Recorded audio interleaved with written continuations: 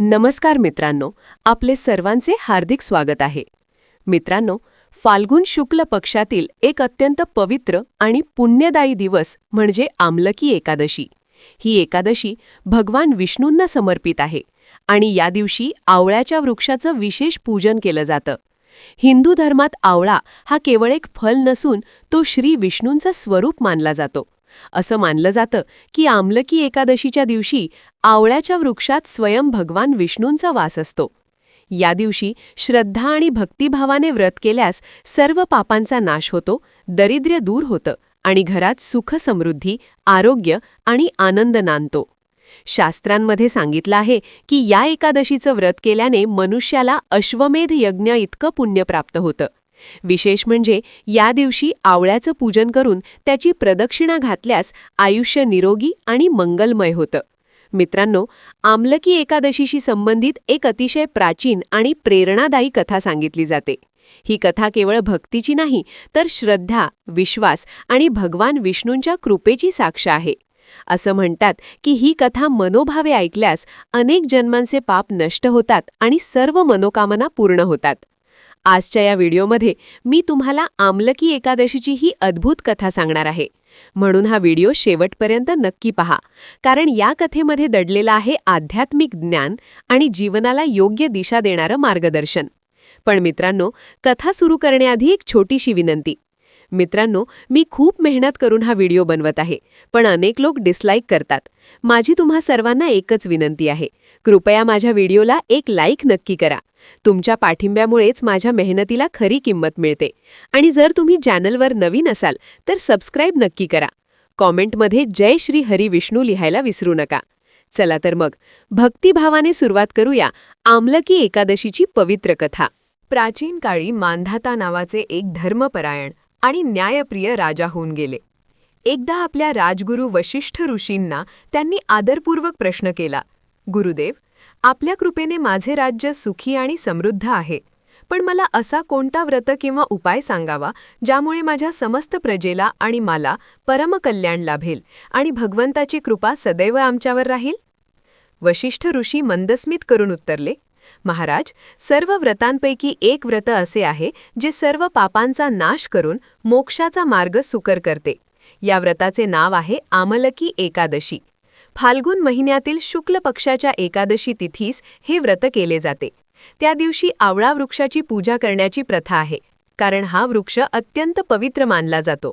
राजा मांधाता उत्सुकतेने विचारू लागले, गुरुदेव, हा आवळा वृक्ष इतका पवित्र का आहे आणि या व्रताची महिमा काय आहे? तेव्हा वशिष्ठ ऋषी समजावू लागले, राजन, पुराण कथेनुसार भगवान विष्णूने एकदा आपल्या मुखातील अमृताचा एक थेंब पृथ्वीवर टाकला आणि त्यापासून आवळ्याचा दिव्य वृक्ष उत्पन्न झाला. या वृक्षाच्या प्रत्येक भागात देवतांचा वास असल्याचे मानले जाते. मुळांमध्ये स्वयं विष्णू, खोडात ब्रह्मदेव, शाखांमध्ये देवगण, पानांत वसू, फुलांत मरुदगण आणि फळांत सर्व प्रजापती वास करतात असे शास्त्रात वर्णन आहे. हा वृक्ष विष्णूंना अत्यंत प्रिय आहे, म्हणून फाल्गुन शुक्ल एकादशीला या आवळ्याच्या वृक्षाखाली भक्तिभावाने उपवास आणि जागरण केले जाते. जो भक्त हे व्रत करतो त्याचे सर्व पाप नाश पावतात आणि त्याला 1000 गोदान केल्या एवढे पुण्य लाभते. वशिष्ठ ऋषींनी पुढे सांगितले, राजन, या व्रताची महती दर्शवणारी एक प्राचीन कथा आहे, कृपया शांतपणे ऐका. प्राचीन काळी वैदिक नावाचे एक सुंदर आणि समृद्ध नगर होते. त्या नगरात ब्राह्मण, क्षत्रिय, वैश्य आणि शूद्र अशा चारही वर्णांचे लोक गुण्यागोविंदाने नांदत होते. नगरात रोज वेदांचा पवित्र नाद घुमत असे आणि यज्ञ होम सतत होत असत. तेथे कोणीही पापी किंवा नास्तिक नव्हते. सर्व लोक धर्मपरायण आणि सदाचारी होते. त्या नगरीत सर्वत्र सुख समाधानाचे वातावरण होते. धनधान्याची विपुलता आणि समृद्धी होती. शेतांमध्ये भरघोस पीक यायचे. गायी वासरे आनंदाने चरायची. नद्या आणि तलाव स्वच्छ पाण्याने भरलेले असत. संत महात्मेही त्या प्रदेशात विहार करत असत. या समृद्ध राज्यावर चंद्रवंशीय राजा चैत्ररथ राज्य करत होता. राजा चैत्ररथ अत्यंत विद्वान आणि धार्मिक वृत्तीचा शासक होता. त्याच्या राज्यात कुणीही गरीब किंवा दुःखी नव्हते. प्रजा सुखी आणि समृद्ध होती. राज्यातील सर्व प्रजाजन परमविष्णू भक्त होते. लहानांपासून मोठ्यांपर्यंत प्रत्येकजण श्रद्धेने एकादशीचा उपवास करत असे. अशा या राज्यात एकदा फाल्गुन महिन्याच्या शुक्ल पक्षातील आमलकी एकादशीचा पवित्र दिवस उगवला. सकाळपासूनच संपूर्ण राज्यात उत्सवासारखे वातावरण पसरले. लोकांनी लवकर उठून पवित्र स्नान करून देवांची पूजा केली आणि उपवास सुरू केला. राजवाड्यापासून छोट्या झोपड्यांपर्यंत सर्वत्र स्वच्छता आणि सजावट करण्यात आली. मंदिरांना फुलांच्या तोरणांनी आणि दीपांनी सुशोभित केले गेले. या दिवशी राजा चैत्ररथाने समस्त प्रजेसह मोठ्या उत्साहाने उपवास प्रारंभ केला. सायंकाळ होताच राजा स्वतः आपल्या परिवारासह तसेच सर्व नागरिकांसह भगवान विष्णूच्या मंदिरात गेला. मंदिरात आधीच उत्सवाचे वातावरण निर्माण झाले होते. गर्भगृहातील श्री विष्णूंची भव्य मूर्ती फुलांच्या हार आणि तुळशी माळांनी सुशोभित करण्यात आली होती. शंखध्वनीने सायंकाळच्या पूजेची सुरुवात झाली.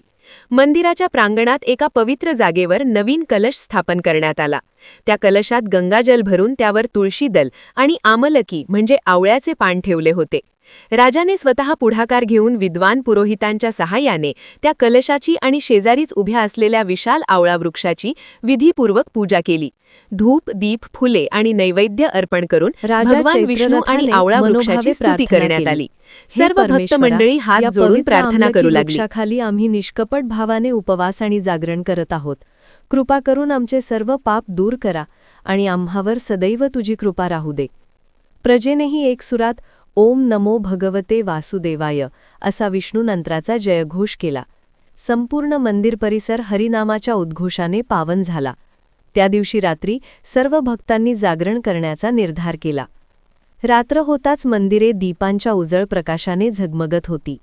भक्तजन कर्तव्य भावनेने मंदिरात बसून भगवान विष्णूच्या कथा, स्तुती आणि कीर्तने ऐकत होते. कोणी वीणा वाद्यावर भक्तिगीत गात होते, तर कोणी मृदंग आणि करतालांचा ताल धरून भजन करत होते. काही विद्वान ब्राह्मण पुराणातील एकादशीची महात्म्य कथा सांगत होते. सर्वजण भक्तिरसात तल्लीन झाले होते. त्या दिव्य वातावरणात रात्र कशी सरली हे कुणालाच कळलं नाही. त्याच रात्री उशिरा एक भुकेल्या अवस्थेतला शिकारी त्या मंदिराजवळ येऊन पोहोचला. तो शिकारी अत्यंत पापी वृत्तीचा मनुष्य होता. प्राण्यांची शिकार करून तो आपल्या कुटुंबाचा उदरनिर्वाह चालवत असे. आयुष्यात त्याने कधी देवपूजा वा उपवास केलेला नव्हता. त्या दिवशी दिवसभर काहीच शिकार मिळाली नव्हती, त्यामुळे तो निराश आणि भुकेला झाला होता. दूर मंदिराकडून येणारा कीर्तनाचा आवाज आणि प्रसन्न उजेड पाहून कदाचित तिथे काहीतरी अन्न मिळू शकेल या आशेने तो मंदिराकडे आकर्षित झाला. मंदिराच्या प्रवेशद्वाराशी येताच त्याला घंटानाद आणि नामस्मरण स्पष्ट ऐकू आले. आतमध्ये अनेक श्रद्धावान लोक भक्तिमग्न झालेले दिसत होते. शिकाड्याने सावकाशपणे मंदिरात पाऊल टाकले आणि कुणाचं लक्ष नसल्याचे पाहून एका अंधाऱ्या कोपऱ्यात जाऊन बसला. त्याची नजर सभोवताली घडणाऱ्या दृश्यावर खेळली. काही क्षणांपूर्वी तो फक्त भुकेसाठी येथे आला होता, पण आता जे चालू होते ते पाहून आणि ऐकून तो मंत्रमुग्ध झाला. सभामंडपात एक ज्ञानी वृद्ध पुरोहित आमलकी एकादशीची महिमा सांगत होते आणि उपस्थित भक्त तन्मयतेने ऐकत होते. शिकारीही नकळत त्यांच्या बोलण्यात गुंतला. विष्णूच्या लीला, धर्मकथांची स्तुती, एकादशीचे पुण्य यांचा उल्लेख ऐकून त्याच्या हृदयात एक शांत भाव निर्माण झाला. त्या कथेत पापी मनुष्य देखील जर मनापासून प्रभूचे नाव घेईल तर त्याचा उद्धार होऊ शकतो असा अर्थ त्याने ऐकला आणि त्याच्या मनाला ती गोष्ट भिडली. मीही इतकी पापे करूनही देवाची कृपा मिळवू शकतो का असा प्रश्न त्याच्या मनाला चाटून गेला. क्षणभर त्याच्या डोळ्यात पश्चातापाचे अश्रू तरळले. तरी देखील तो काही बोलला नाही. स्तब्धपणे तो ते भक्तिमय वातावरण अनुभवत राहिला. काही काळासाठी तरी त्याची भूक तहान हरपली होती. तो पहिल्यांदाच असा भक्तिमय आनंद अनुभवत होता. या प्रकारे त्या शिकाऱ्याने देखील इतर भक्तांसोबत रात्रभर जागरण केले. त्याने काहीच अन्न वा पाणी घेतले नाही, कारण तो मंदिराच्या वातावरणात रमून गेला होता. उपवास, कथाकीर्तन आणि जागरण यातच रात्र ओलांडली. शेवटी पहाटेची वेळ झाली. मंदिरात हरिनामाचा अंतिम जयघोष करण्यात आला आणि एकादशीच्या रात्रीचा कार्यक्रम समाप्त झाला. उपवास सोडण्यापूर्वी भगवान विष्णूची मंगल आरती केली. नंतर एक एक करून श्रद्धाळू आपल्या घरी परतू लागले. तो शिकारीही निमूटपणे उठला आणि बाहेर पडला. घरी जाताच त्याने पोटभर अन्न घेतले, कारण त्याला अतोनात भूक लागली होती. त्या दिवशी नकळत त्याच्याकडून एकादशीचा उपवास आणि जागरण पाळले गेले होते याची त्याला स्वतःलाही जाणीव नव्हती. काही दिवसांनी त्या शिकाऱ्याचा मृत्यू झाला. जन्मभर पाप केलेल्या त्या व्यक्तीचे कर्म पाहता मृत्यूपश्चात त्याला यमयातना भोगण्यासाठी नरकात जाणे निश्चित होते. पण आमलकी एकादशीच्या दिवशी घडलेल्या त्या एकाच पुण्यकृतीने, अनाहूत उपवास आणि जागरणाने त्याची सर्व पापे नष्ट झाली होती. त्या एका रात्रीच्या तपस्येत त्याने प्रचंड पुण्यसंचय कमावला होता. त्याच्या मृत्यूच्या क्षणी काळेकुट्ट यमदूतांनी त्याची आत्मा घेऊन जाण्यासाठी हात पुढे केला, पण त्याचवेळी अचानक तेथे तेजस्वी प्रकाश पसरला आणि काही दिव्य शुभ्र वस्त्र परिधान केलेले स्वर्गदूत प्रकट झाले. त्या विष्णू पार्षदांनी यमदूतांना थांबवून उद्देशून सांगितले, या भक्ताने मरणापूर्वी एकादशीचे पुण्य कमावले आहे, त्यामुळे हा आता पवित्र झाला आहे. याला नरकात घेऊन जाण्याचा तुम्हाला अधिकार नाही. हे ऐकताच यमदूत घाबरले आणि त्या प्रकाशाच्या धक्क्याने दूर फेकले गेले. क्षणाभरात ते अदृश्य झाले. ते चारही विष्णू पार्षद नम्र भावाने त्या आत्म्याजवळ गेले आणि प्रसन्नतेने त्याला वंदन केले. नकळत एका पवित्र व्रताचे पालन झाल्यामुळे तू पापमुक्त झाला आहेस, असा आशय त्यांच्या मंगलदृष्टीत व्यक्त झाला. थोड्याच वेळात परमेश्वराची आज्ञा मिळाली आणि भगवान विष्णूंच्या कृपेने त्या आत्म्याला पुन्हा एका राजघराण्यात जन्म घेण्याचा अवसर प्राप्त झाला. त्या पुण्यफलामुळे त्याच्या आत्म्यास पुन्हा एक मानवी जन्म मिळाला. काळाचा प्रवाह पुढे गेला. काही वर्षांनी त्याच पुण्यात्म्याचा पुनर्जन्म एका राजकुळात झाला. त्या प्रदेशातील राजा विदुरथ यांच्या घरी तो राजकुमार म्हणून जन्मला. राजाने आनंदाने त्याचे नाव वसुरथ असे ठेवले. राजकुमार वसुरथ बालपणापासूनच असामान्य गुणांचा होता. किशोर वयातच त्याने शास्त्रविद्या, धनुर्विद्या आणि राज्यकौशल्य आत्मसात केले. युवा झाल्यावर वडिलांच्या पश्चात तो राजगादीवर आरूढ झाला. राजा वसुरथ पराक्रमी तसेच गुणी शासक झाला. वसुरथच्या रूपात त्या तरुण राजात सूर्याप्रमाणे तेज आणि चंद्रासारखी सौम्य कांती होती. भूमी समान विशाल क्षमा आणि सहनशीलता त्याच्या स्वभावात होती. तो अत्यंत धार्मिक वृत्तीचा आणि सत्यवादी राजा होता. राजकारभार तो जबाबदारीने आणि प्रजावत्सल भावनेने चालवत होता. श्रीविष्णूचा तो परमभक्त होता. विशेषतः प्रत्येक एकादशीचा उपवास राजा वसुरथ काटेकोरपणे पाळत असे.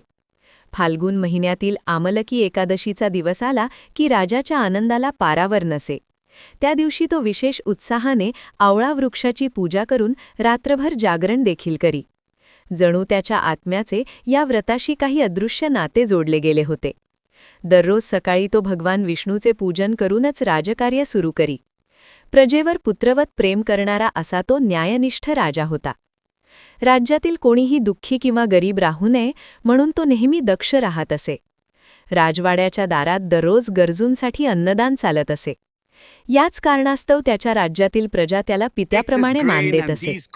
राजा वसुरथच्या पराक्रमाची आणि परोपकाराची कीर्ती दूर पसरली होती. अशा या वसुरथ राजाच्या एके दिवशी शिकार करण्यासाठी आपल्या सैन्यातील काही साहसी साथीदारांसह वनात गेले. राजाला लहानपणापासून शिकार करण्याची आवड होती, पण तो नुसता छंद म्हणून प्राण्यांची हत्या करत नसे. आवश्यकता तेवढीच शिकार करी. त्या दिवशी घनदाट जंगलात शिकार शोधत भटकत असताना अचानक समोरून एक हरिण वेगाने पळाले. राजाने आपल्या घोड्याला टाचा मारून त्या हरिणामागे धाव घेतली. काही अंतर गेल्यावर हरिण तर दृष्टीआड झाले, पण राजाचे सैनिक आणि इतर साथीही मागे पडले. राजा वसुरथ एकटाच अज्ञात मार्गाने पुढे जात राहिला. बराच वेळ तो दिशेबद्दल अनभिज्ञ राहून अरण्याच्या अधिक आत घुसत गेला. झाडांची दाटी वाढत गेली तसे सूर्यप्रकाश जमिनीपर्यंत पोहोचेनासा झाला. एक वेळ अशी आली की राजा पूर्णपणे मार्ग चुकला. चहूबाजूंनी सारखीच घनदाट जंगले आणि वेलींनी वेढलेली वृक्षशाखा त्याला दिसत होती. आता दिशादर्शक असे काहीही चिन्ह उरले नव्हते. त्याने घोड्याला थांबवले. आसपास नजर फिरवून तो वाट शोधू लागला, पण जिकडे पाहतो तिकडे सारखेच वृक्ष आणि वेलींचे जाळे होते. अखेर तो एका जागी थांबला. दुपारचे तडपते ऊन डोक्यावर आले होते. बराच वेळ भटकंती केल्यामुळे राजाला प्रचंड तहान लागली. तेवढ्यात त्याला दूर कुठेतरी झाडीतून वाहणाऱ्या एका लहान ओढ्याचा खळखळ आवाज ऐकू आला. राजाने घोड्यावरून उतरून त्या प्रवाहाजवळ जाऊन तृप्तीने पाणी पिले. जवळच एका मोठ्या डेरेदार झाडाची गार सावली पसरलेली होती. थकलेल्या राजाने घोड्याला त्या झाडाला बांधले आणि खाली मऊ गवतावर आडवा झाला. थंड सावली आणि जंगलातील शांत वातावरण यामुळे थकवा लवकरच जाणवू लागला. झाडाकडे पाहत तो विचार करू लागला, आता वाट कशी सापडणार? पण दिवसभराच्या श्रमाने त्याचे डोळे मिटू लागले. काही क्षणातच राजा वसुरथ गाढ निद्रेत मग्न झाला.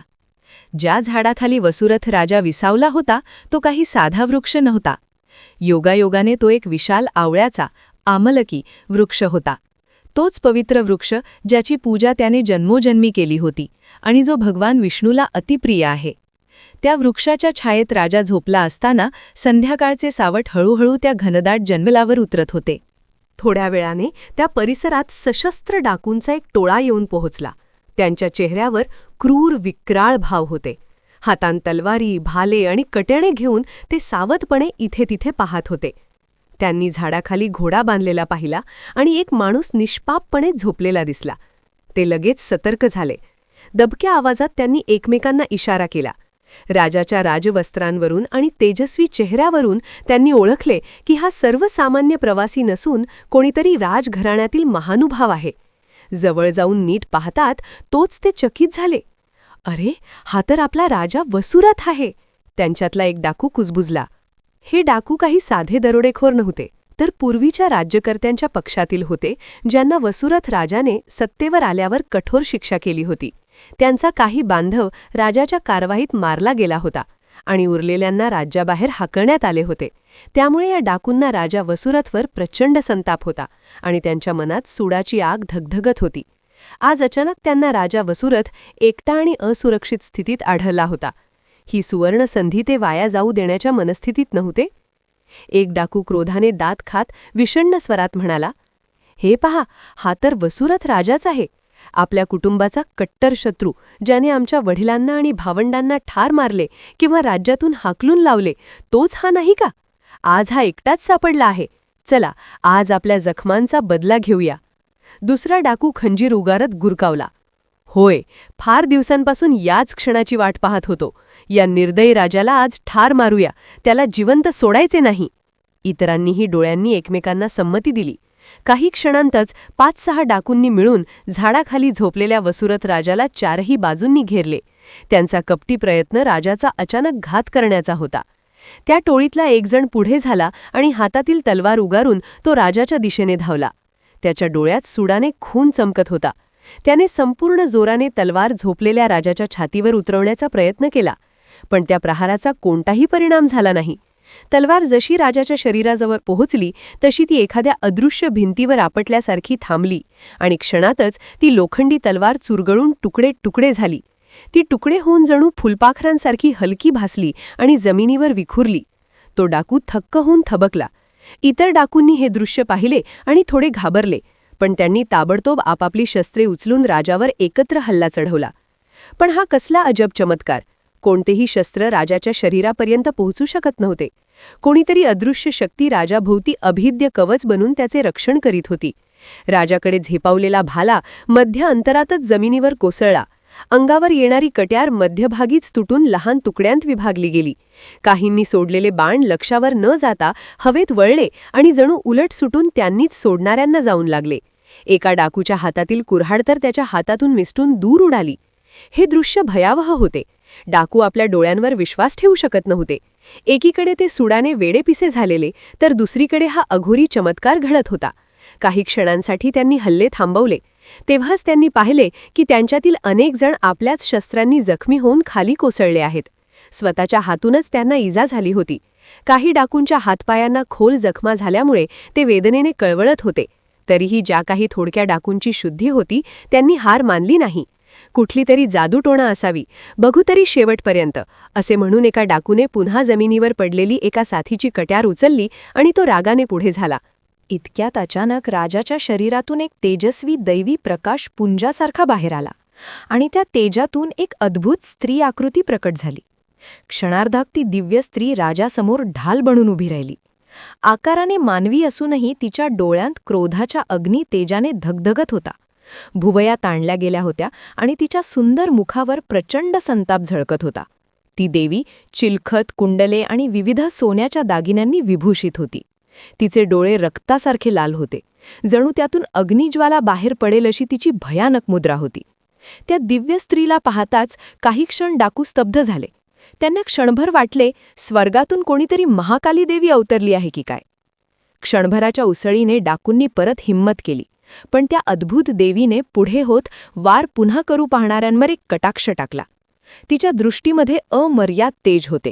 तिने प्रचंड संतापाने एक घनगर्जना केली आणि हातातील तलवार विद्युत लतेसारखी फिरवत स्वतःकडे धावून येणाऱ्या शत्रूंवर तुटून पडली. डाकूंना प्रत्येकालाच सुटण्याचा अवधी मिळाला नाही. काही जण तिच्या तलवारीच्या एका आघातातच क्रुद्ध होऊन कोसळले. काहींनी पळ काढण्याचा प्रयत्न केला, पण जणू एखाद्या अदृश्य बळाने त्यांचे पाय जागेवरच खिळले गेले. त्या भीषण देवीने बघता बघता उरलेल्या सर्व डाकूंचा संहार केला. काही क्षणांतच एकही डाकू शुद्धीवर राहिला नाही. जे होते ते मृत अवस्थेत जमिनीवर पसरले होते. सगळे शत्रू संपवल्यावर त्या दिव्य स्त्रीने वसुरथ राजाकडे प्रेमळ दृष्टिक्षेप टाकला आणि तत्क्षणीच ती तेजस्वी देवी अंतर्धान पावली. क्षणभरासाठी संपूर्ण जंगल नीरव आणि स्तब्ध झाले. झाडांची पानंसुद्धा हलणं थांबली होती आणि दूरवर एखाद्या पक्षाचे फक्त हलकेसे आवाज येत होते. जणू संपूर्ण अरण्याने त्या देवशक्तीच्या प्राकट्यापुढे नतमस्तक होऊन मौन धारण केले होते. जणू काही हे सारं राजाच्या स्वप्नात घडलं होतं. या साऱ्या गदारोळात सुद्धा राजा वसुरथ गाढ झोपेत होता. काही वेळाने सर्वत्र शांतता पसरली तसा राजाची झोप हलकी झाली. त्याने हळूहळू डोळे उघडले आणि सावधपणे उठून बसला. आपण अजूनही झाडाखालीच आहोत हे पाहून त्याने एक दीर्घ श्वास घेतला. पण जे दृश्य त्याच्या नजरेसमोर पसरले होते ते पाहून तो अवाक झाला. आजूबाजूला शस्त्रांचे तुकडे पडलेले होते आणि काही अज्ञात माणसे रक्ताच्या थारोळात निर्जीव पडलेली होती. राजा घाबरून उभा राहिला. नीट पाहिल्यावर त्याला उमगले की हे सारे मृतदेह तेच डाकू होते ज्यांनी त्याच्यावर हल्ला करायला प्रयत्न केला होता. आत्मरक्षणासाठी त्याने चटकन आपल्या म्याणातून तलवार काढली, पण चहूबाजूला आता कुणीही शिल्लक नव्हते. सगळीकडे स्तब्ध शांतता आणि मृत्यूचा सन्नाटा पसरला होता. राजाने घाबरून स्वतःचा देह तपासला. त्याला कुठेही खरचटलं सुद्धा नव्हतं. तो पूर्णतः सालम आणि सुरक्षित होता. हे सगळे अचानक कसे घडले असेल? त्याच्या मनात प्रश्नांची गर्दी झाली. मी जेव्हा झोपलो तेव्हा माझ्याजवळ कुणीही नव्हते. हे डाकू कुठून आले? यांचा मृत्यू कसा झाला? माझे रक्षण कुणी केले असावे? हा सर्व चमत्कार कुणाचा? तो स्वतःशीच पुटपुटला. घनदाट अरण्यात आपले कोणी सैनिकही जवळ नाहीत. मग अशी अदृश्य मदत कुठून आली? विचार करता करता त्याच्या डोळ्यात कृतज्ञतेचे भाव दाटले. इतक्यात निरभ्र आकाशातून एक दिव्य आवाज घुमला. हे राजन, भगवान विष्णू व्यतिरिक्त तुला इथे कोण वाचवणार? त्यांच्या कृपेशिवाय तुला मृत्यूपासून तारू शकणारा दुसरा कोणीही नाही. आकाशवाणी स्पष्ट आणि रोखठोक होती. राजा वसुरथ दोन्ही हात जोडून आकाशाकडे पाहत स्तब्ध उभा राहिला. त्याच्या डोळ्यात आनंदाश्रू तरळले.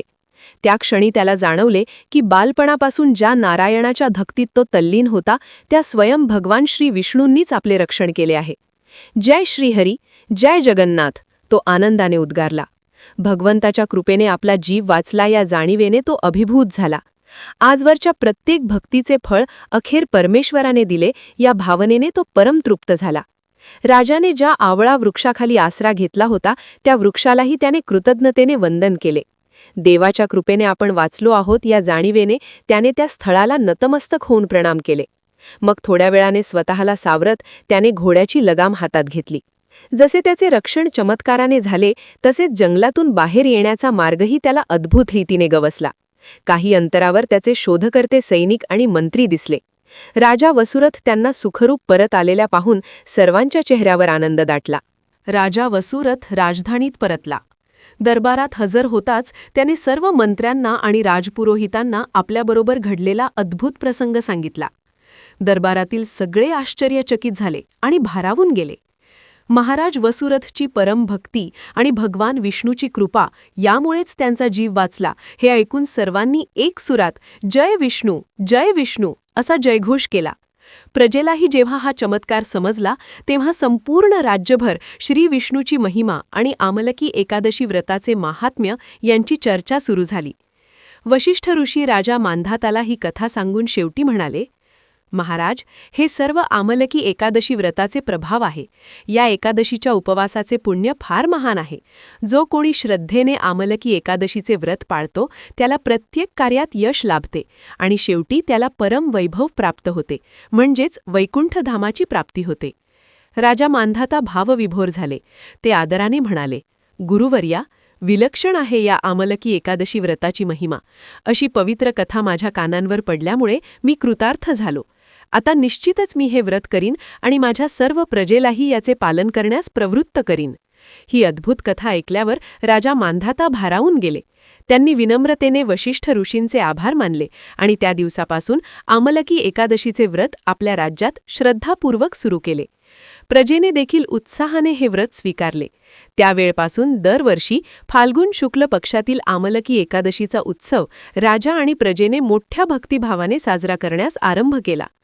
आमलकी एकादशीच्या व्रताच्या पालनाने भगवान विष्णूची अपार कृपा प्राप्त होऊन सर्व पापांतून मुक्ती मिळते आणि अखेरीस मोक्षप्राप्तीचा मार्ग सुकर होतो, असा दृढ विश्वास त्या सर्वांच्या हृदयात बसला.